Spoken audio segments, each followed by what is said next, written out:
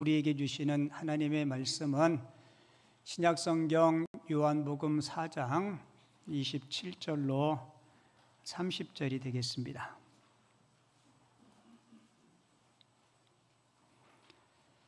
신약성경 147쪽 요한복음 4장 27절로 30절 말씀, 성경 글이 작으신 분들은 앞에 자막 보시고 한 절씩 교독하도록 하겠습니다. 이때 제자들이 돌아와서 예수께서 여자와 말씀하시는 것을 이상히 여겼으나 무엇을 구하시나이까? 어찌하여 그와 말씀하시나이까? 묻는 자가 없더라. 여자가 물동이를 버려두고 동네로 들어가서 사람들에게 이르되, 우리 두 절 말씀은 같이 읽죠. 내가 행한 모든 일을 내게 말한 사람을 와서 보라. 이는 그리스도가 아니냐 하니 그들이 동네에서 나와 예수께로 오더라. 아멘. 오늘 읽은 본문 말씀을 가지고 인생의 갈증, 복음으로 해갈되다라는 제목으로 하나님의 주신 은혜를 나누겠습니다. 제목 같이 읽어볼게요. 인생의 갈증, 복음으로 해갈되다. 아멘. 사람들이 교회를 오면 처음 교회 오자마자 기도를 해요. 그죠? 여러분 기도하셨죠? 뭐라고 하셨어요?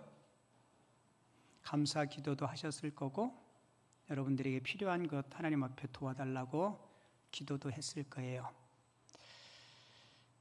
이 땅을 살아가는 모든 사람들이 미래에 대한 계획과 소원들과 소망들이 있습니다. 여러분, 우리 하나님에게도 소원이 있을까요? 없을까요?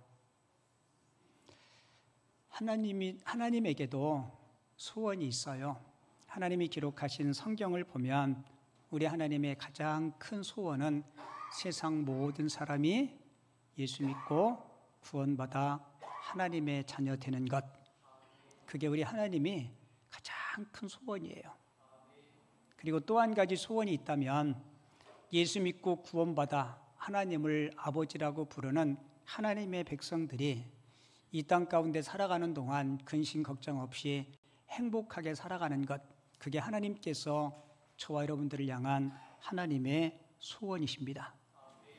그래서 신명기 10장 13절에 보면 내가 오늘 내 행복을 위하여 내게 명하는 여호와의 명령과 규례를 지킬 것이 아니냐. 하나님은 우리가 행복한 삶을 살아가기 위해서 우리에게 주신 놀라운 선물이 있어요. 그게 뭘까요? 행복 지침서인 하나님의 말씀 성경입니다. 내가 오늘 내 행복을 위하여 내게 명하는 여호와의 명령과 규례를 지킬 것이 아니냐라고 이야기하죠. 바라기는 저도 여러분들도 늘 하나님의 말씀 안에 하나님 안에 거함으로 여러분들의 삶, 여러분들의 가정에 주의 평안과 행복이 충만한 복된 가정들 다 이룰 수 있기를 주님의 이름으로 축원을 드립니다. 닉 부이치치라는 사람이 있어요. 아마 여러분들도 아실 거예요. 태어나면서 팔다리가 없는 기형으로 태어나고요. 왼쪽에 발가락 2개 있는 그런 기형으로 태어납니다.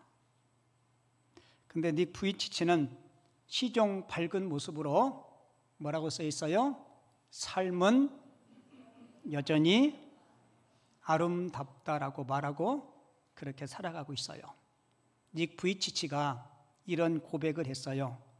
부모님은 저를 장애인으로 키우지 않으셨습니다. 장애인 맞아요, 안 맞아요? 장애인이지만 그 장애인으로 키우지 않았다는 거예요. 어떻게 키웠어요? 저를 하나님의 특별한 자녀로 키우셨습니다. 여러분 한번 생각해 보세요. 아이를 낳았는데, 출생한 아이를 봤는데 사지가 없어. 여러분들 출산의 경험이 있는 우리 어머니들, 뱃속에 아이가 생겼을 때 혹시 그런 생각 해보셨어요? 손가락, 발가락 다 가지고 태어날까? 옛날에는 오리고기 먹으면 오리발처럼 손가락 발가락 붙는다고 아기 가졌을 때 그런 먹는 음식까지 조심했는데 여러분, 이 아이가 태어났을 때 이 어머니 마음, 아버지 마음은 어떻겠어요? 근데 그 아이를 장인으로 키우지 않고 하나님의 특별한 자녀로 키웠기에 닉 부이치치는 장애가 있음에도 불구하고 나는 행복하다고, 나의 삶은 여전히 아름답다고. 제가 설교 준비하면서 닉 부이치치가 어떻게 지내고 어떻게 살아가는가 궁금해서 검색해 봤더니 예쁜 아내를 얻어가지고 자녀를 4씩이나 낳았더라고요. 4씩이나 낳았는데 놀래지도 않아요. 저런 장애가 있음에도 불구하고 그 자녀들이 2 낳고 3번째 낳았는데 쌍둥이를 낳은 거예요. 이런 말을 인문학적 용어로 대박이다 그래요. 혹시 여러분이 VCC 같은 장애를 가지고 있다 할지라도 내 삶은 아름답습니다라고 말할 수 있겠습니까? 아마 대부분의 많은 사람들은 장애인이라는 수치심 때문에 행복하지 못하다고 말할 거예요. 우리가 삶을 살아가면서 수치심에 사로잡혀 사는 사람은 절대로 행복할 수 없습니다. 이 수치심을 그 심리학적으로 정의하면 이렇게 정의할 수 있어요. 자아가 손상되었을 때 느끼는 부정적 정서 상태. 그래서 수치심의 상처가 심한 사람은요, 말할 때 꼭 이렇게 표현해요. 내가 잘못했다라고 표현하지 않고 나는 잘못된 사람입니다. 여러분, 이 말이 굉장히 틀려요. 내가 잘못했다는 이야기는 내 말, 내 행동에 대한 반성을 이야기할 때 내가 잘못했다라고 이야기하죠. 그런데 만약에 나는 잘못된 사람이다라고 그렇게 만약에 자신이 느낀다면 자신의 존재에 대해서 부정하는 것입니다. 이 학자들의 말에 의하면 이 수치심은요, 인간만이 느낀다고 합니다. 그래서 짐승과 사람이 구별되는 것 중에 하나가 바로 수치심이에요. 혹시 여러분들 집에서 키우는 고양이나 강아지가 수치심을 느끼는 거 보셨나요? 주인이 주무시는 침대에 올라가서 오줌 싸고 수치심을 느끼는 강아지나 고양이 본 적이 있나요? 아니면 강아지 털 깎는다고 홀딱 깎아놨는데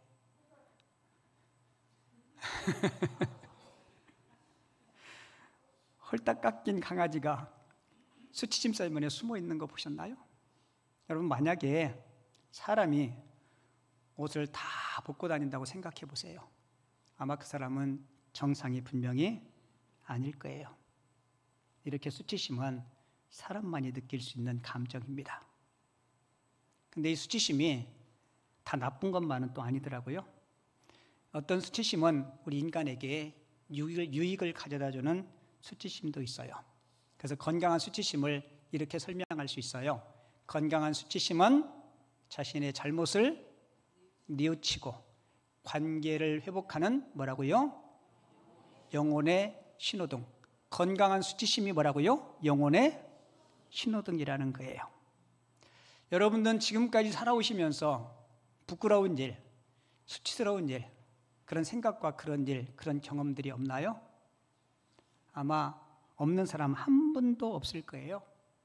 성경에 나오는 하나님 앞에 귀하게 쓰임받은 믿음의 사람들도 다 부끄럽고 수치스러운 일들이 있더라고요. 그리고 성경은 가감없이 그들의 부끄러운 모습들을 우리들에게 소개하고 있어요. 왜요? 하나님이 그들을 창피하게 하기 위해서요? 아니요. 이 건강한 수치심은 우리 영혼을 깨우는 신호등이 되기 때문에 그래요. 여러분들이 잘 알고 있는 성군 다윗은 하나님을 이렇게 칭찬했어요. 내가 이새의 아들 다윗을 만나니 내 마음에 합한 자라. 여러분, 이런 다윗도 정말 감추고 싶은 부끄러운 수치스러운 일이 있죠. 뭔지 아세요? 몇 가지가 있는데 그 중에 대표적인 것이 왕이 된 후에 늦게 낮잠을 자고 옥상에 올라가서 거닐다 보니까 저쪽 먼 발치에 누가 목욕을 하는 거예요. 아리따운 여인이 목욕을 해요. 여러분, 우리 남자분들 같으면 그런 경우 어떻게 해요?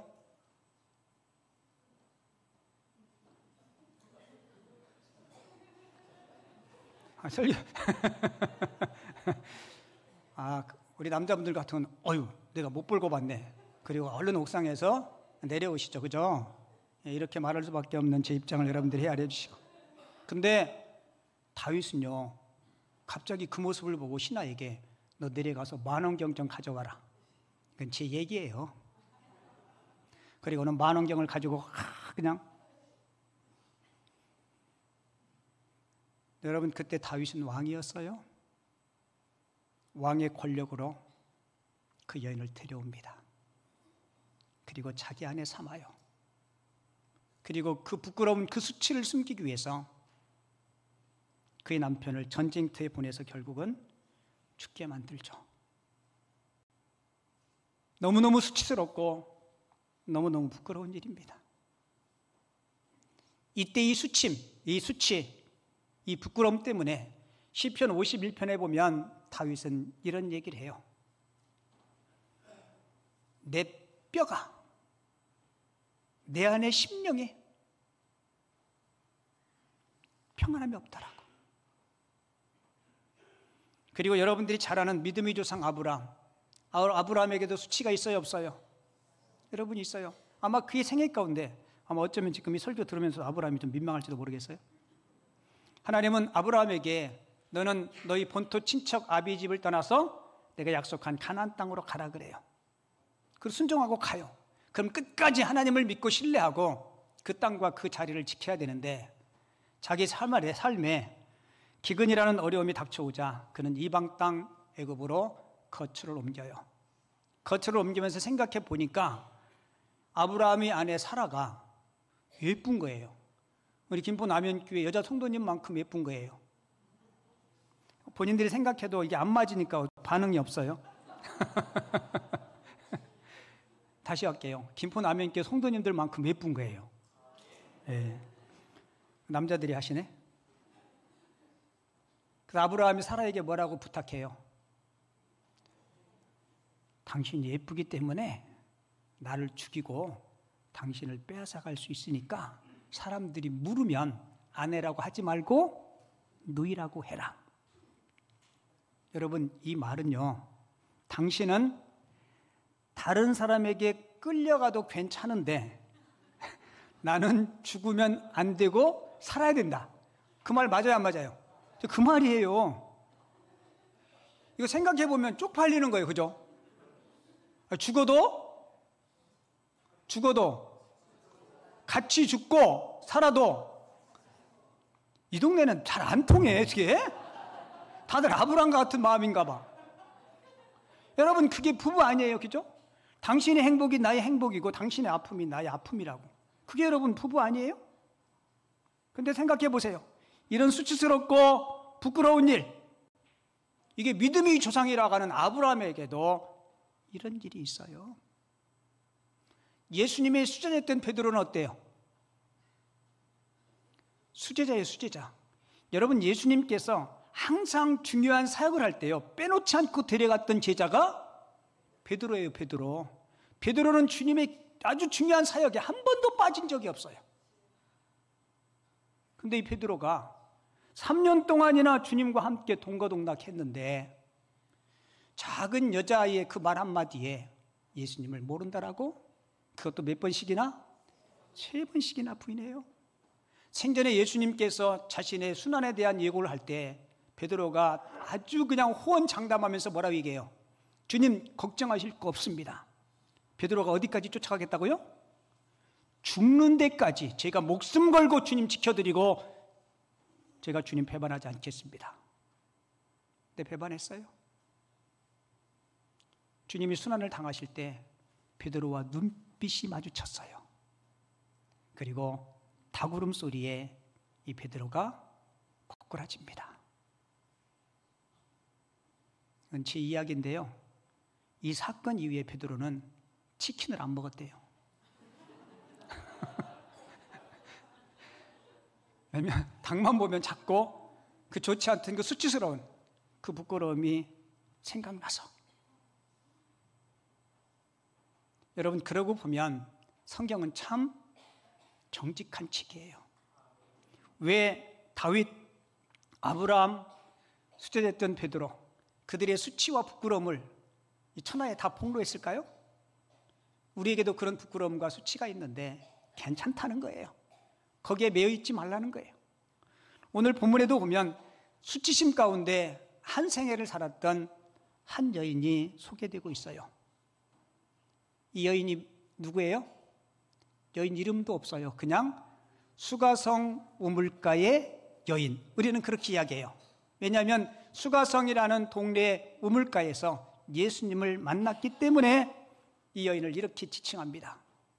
여러분, 예수님은 유다에서 이 우물까지 거리가 한 4시간 정도의 거리라 그래요. 꽤 먼 거림에도 불구하고 우리 주님은 이 여인의 부끄러운 수치를 주님께서 씻어주시기 위해서 일부러 이 자리에 오셨습니다.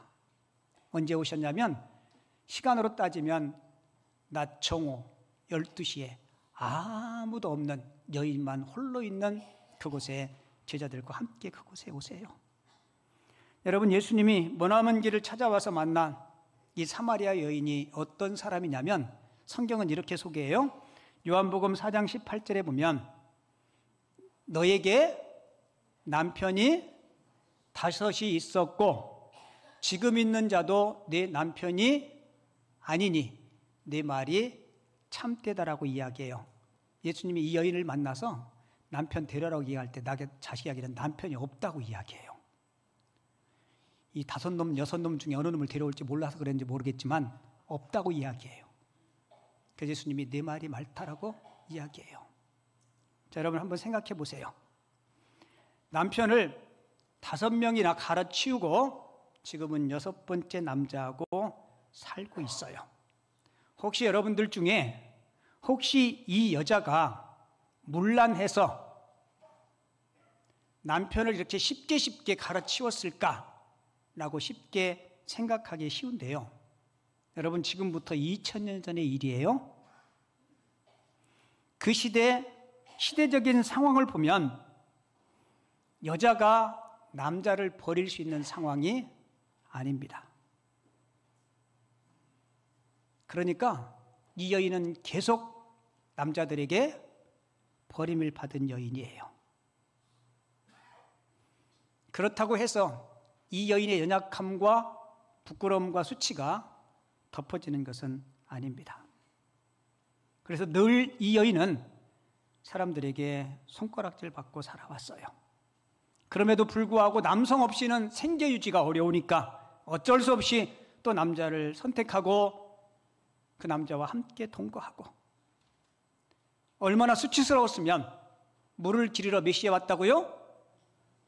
12시. 낮 12시에는 물 길러 오는 사람이 아무도 없습니다. 너무 뜨거워서 아침 저녁으로 물을 깃는데 이 여인은 사람들의 시선을 피해서 아무도 없는 그 시간에 아마 어쩌면 머리를, 얼굴을 다 가리고 모자를 쓰고 그렇게 왔을 거예요.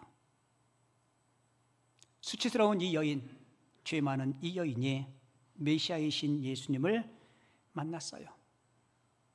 그리고 이 여인이 예수를 만난 후에 자신의 부끄러운 과거를 다 청산하게 되죠. 여러분, 이 여인이 예수 만난 후에 가장 먼저 자기 마을로 돌아가서 가장 먼저 한 일이 뭐냐면, 오늘 본문 29절에 보면 이 여인이 자기 마을로 돌아가서 이렇게 고백해요. 내가 행한 모든 일을 내게 말한 사람을 와서 보라. 이는 그리스도가 아니냐 하니. 그리스도가 무슨 뜻인지 알죠? 메시아, 우리의 구원주라는 뜻이에요. 근데 이 여인은 마을로 돌아가서 예수 그리스도의 복음만 전한 게 아니고 내가 행한 모든 일을 내게 말한 이라고 이야기해요. 여러분, 이 여인이 행한 모든 일이 뭐예요? 남편을 여러 명 갈아치우고 문란한 생활을 했던 자기 이야기를 지금 하고 있는 거예요. 근데 여러분, 이상하지 않아요? 지금까지는 그렇게 수치스럽게 생각했고 덮으려고 했고 감추려고 했는데 이 여인은 예수님을 만난 이후에 더 이상 자신의 수치로운 과거를 덮으려 하지 않고 부끄러워하지 않았다는 겁니다. 조금 전까지만 해도 사람들의 시선이 따가워서 사람들이 없는 정오에 물을 기르러 왔던 여인이에요. 조금 전까지만 해도 과거의 모든 일 때문에 죄책감에 쌓여서 살아왔던 여인입니다. 그리고 조금 전까지만 해도 자신의 상처를 건드릴까 봐 강박관념 가운데 살아온 여인이었어요. 그런데 이 여인이 마을에 돌아가서 내가 행한 모든 일을 내게 말한 그 그리스도를 너희들이 와서 맞으라고 이야기하죠. 여러분, 예수님을 만난 순간 이 여인은 자신의 모든 수치가 벗어졌음을 그는 깨달은 거예요. 그래서 주에서 해방감을 얻게 되고 수치와 부끄러움에서 벗어나게 된 것입니다. 여러분, 그렇다고 해서 이 여인의 부끄러운 과거가 다 없어진 것은 아니에요. 여전히 과거는 부끄러운 거 맞아요. 하지만 이 여인은 예수 만난 이후에 과거의 부끄러운 것에 매이지 않고 주님이 주시는 새로운 힘과 용기로 새로운 삶을 출발하겠다는 각오인 것입니다. 많은 분들이 지난 과거의 어두움, 마음의 상처 때문에 발목 잡혀서 힘들어하고 어려워하는 분들이 너무 많아요. 그리고 참고로 교회에서 기도 제목이라는 그 명분 하에 서로가 대화를 나누고 함께 기도 제목을 나눌 때 우리 조심해야 될 게 있어요. 어느 교회에서 성경 공부를 하다가 야고보서 5장 16절 말씀을 함께 그들이 본 거예요. 야고보서 5장 16절이 이 말씀이에요. 그러므로 너희 죄를 서로 뭐하고요? 너희 죄를 뭐하라고요? 서로 고백하며 병이 낫기를 위하여 서로 기도하라. 의인의 간구는 역사하는 힘이 큼이니라. 이 사람들이 이 말씀을 그냥 문자 그대로 이해해버린 거예요. 너희 죄를 서로 뭐하라고요? 고백하라. 그러니까 우리 서로 기도 제목 나눌 때 한 요만큼만 하잖아요, 그죠? 우리 그거 말고 저 밑에 깊숙한 곳까지 네가 숨겨놓은 거 있지? 우리 그거 다 끄집어내서 서로 함께 죄를 고백하고 함께 기도하자. 여러분 잘 들으세요. 너희 죄를 서로 고백하라. 이 말은 관계 속에서 서로 화해하라는 그 이미지, 너희 깊숙한 죄까지 주님 앞 서로가 고백하라는 의미가 아니에요. 여러분, 죄 고백은 누구한테 하는 거예요? 하나님 앞에 하는 겁니다. 근데 이 사람들이 대여섯 명이 모여서 성경 공부하자. 그럼 우리 그렇게 하자. 단 우리가 나눈 죄 고백은 우리끼리만 알자. 그리고 저 밑에 어느 누구에게도 표현하지 못했던 그 죄악들을 함께 나눴대요. 첫 번째 사람이 어렵게 입을 열었어요.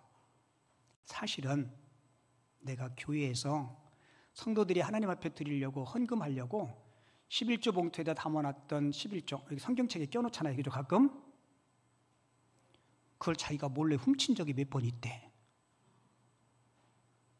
어느 누구에게도 말하지 않은 거예요. 물론 하나님 앞에 그 이후에 회개는 했겠죠, 그죠? 그렇지만 늘 그게 마음에 걸린다는 거예요. 그다음 두 번째 사람이 뭐라고 했냐면, 사실은 나는 결혼한 이후에 아내 말고 다른 여자하고 바람을 피웠는데 그 여자가 우리 교회 안에 있다고. 그러니까 사람들이 막 눈이 휘둥그레진 거예요. 그게 누구냐고. 근데 우리 교회 안에 있는데 이사 갔다고까지 이야기했어요. 세 번째 사람, 네 번째 사람이 쭉 이야기하고 마지막 사람은 계속 눈 동그랗게 채고 듣다가 자기 차례가 됐는데 아무 말도 안 해요. 그리고 주변 사람들이 왜 너는 얘기 안 냐? 이분이 어렵게 입을 열었는데 나에게 가장 치명적인 약점이 있는데 나는 다른 사람들의 이야기를 들으면 떠벌리는 그런 못된 죄악이 있어.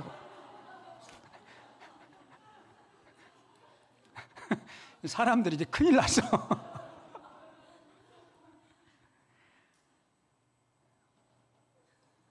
여러분, 진짜로 이런 일이 있다면 그 다음 날, 그 다음 주에 소문이 쫙 퍼질까요? 안 퍼질까요? 퍼져요. 그리고 혹시 교회 안에서 돈이 없어지면 누가 가져간 거요? 아, 그분이 가져간 것 같아. 그리고 저분이 바람 피웠다는데 누굴까? 성가대원일까? 아니면 성도들일까? 누굴까? 그러면서 눈만 씻고 다 그렇게 보이는 거야. 그럴 수 있겠어요? 없겠어요? 그래서 여러분, 우리가 기도 제목을 함께 나눈다는 미명하에 너무 깊숙한 것은 꺼내지 말고 하나님 앞에 회개하시고 돌이키시면 돼요. 아멘 안 하시는 이유가 혹시 아멘 하면 그 부류에 속할까 봐 아멘 안 하시는데 우리 다 같이 아멘? 맞아요. 여러분, 아브라함도 다윗도 수제자였던 베드로도, 여러분 베드로는요 예수님의 기적을 직접 눈으로 목격한 사람이에요. 그럼에도 불구하고 연약하니까 여러분, 우리는 오죽하겠어요. 그리고 신앙생활 하면서 다른 사람의 연약함이나 허물이 보이면 여러분 위해서 꼭 기도해 주시고, 그리고 나의 행동과 나의 말이 누군가를 힘들게 하고 아프게 한다면 그거 빨리 돌이킬 수 있어야 돼요. 맞아요, 안 맞아요? 내가 이웃에게 지체에게 한 것이 곧 하나님께 한 것이라고 주님 말씀하시잖아요. 여러분, 이 여인은 예수 만나서 뻔뻔한 사람이 된 게 아니에요. 여전히 부끄러운 과거는 부끄러운 과거예요. 하지만 그 부끄러운 과거에 자신은 매이지 않겠다는 거예요. 주님이 주시는 새로운 희망과 용기를 가지고 힘있게 나가겠다는 겁니다. 자, 그러면 왜 예수를 만나면 수치와 부끄러움에서 해방되는가?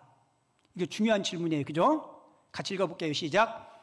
예수님이 나를 대신해서 수치와 조롱과 멸시를 받으셨기 때문입니다.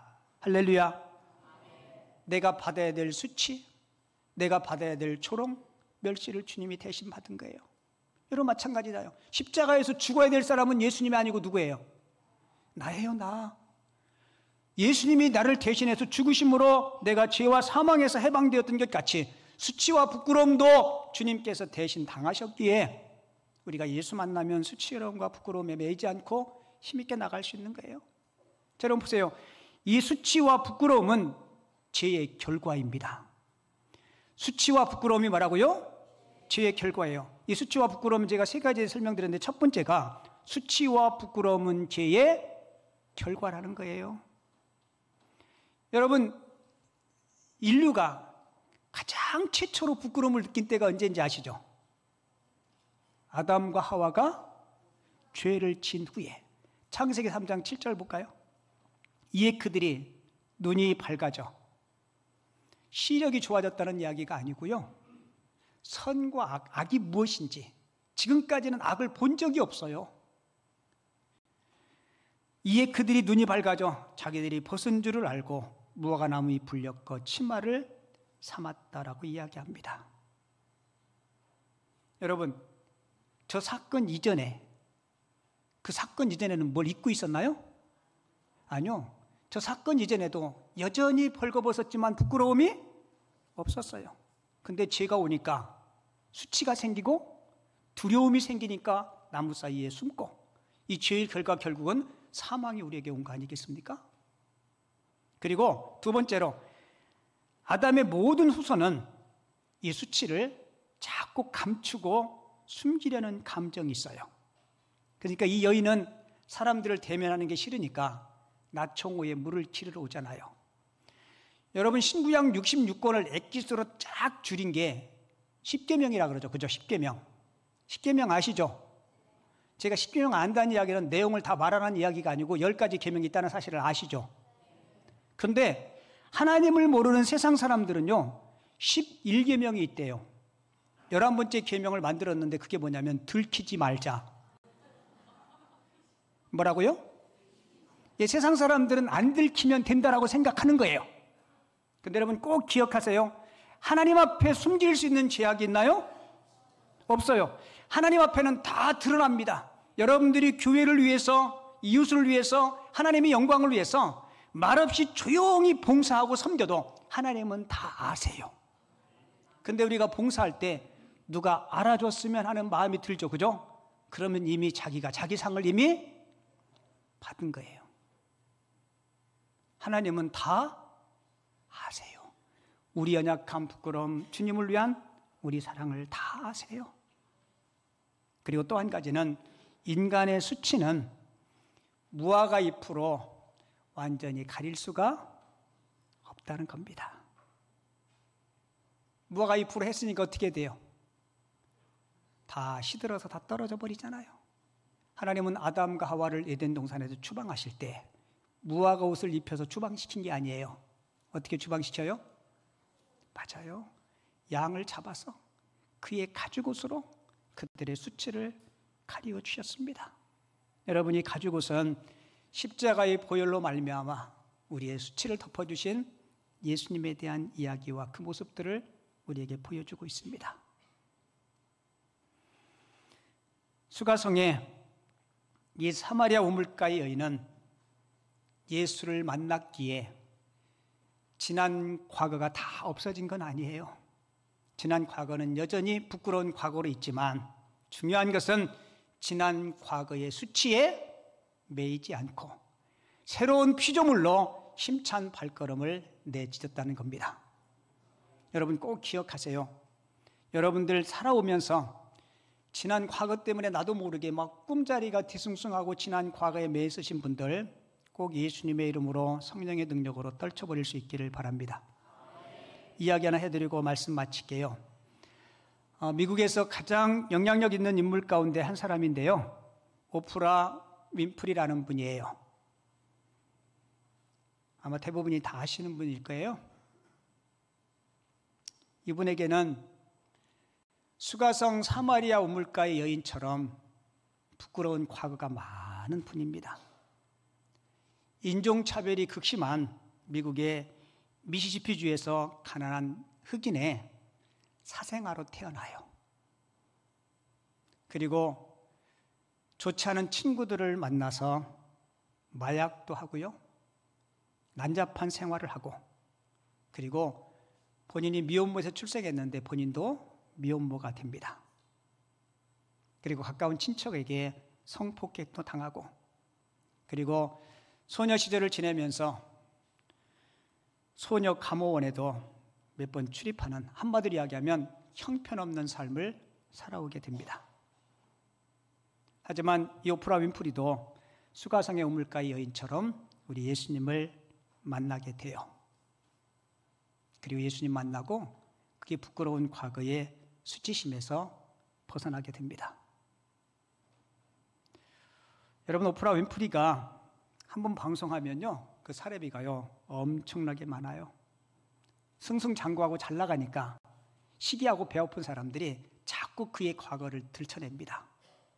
심지어 그 뚱뚱하다든지 아니면 미혼모 출신이 주제에 여러 가지 이야기들을 강간당한 여자라는 이야기, 지난 과거를 들춰내면서 그녀를 괴롭힐 때마다 예수 믿기 전에는 그게 주눅 들었는데요. 예수 믿은 후에는 수치심에서 자유함을 얻은 그녀가 자기에 대해서 비난하는 사람들에 대해서 이렇게 이야기했대요. 당신의 말이 맞아요. 그런데요, 그게 뭐가 어째서요? 그렇게 이야기했대요.